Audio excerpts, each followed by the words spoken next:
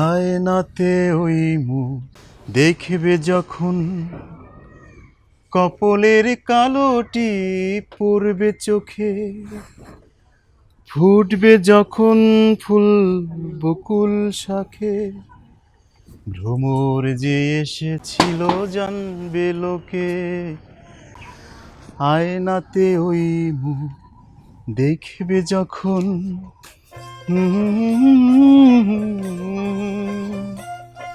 তোমার কি সারাদিন আর কোনো কামকাজ নাই? তুমি তো আমার সব থেকে বড় কাম। তাই না?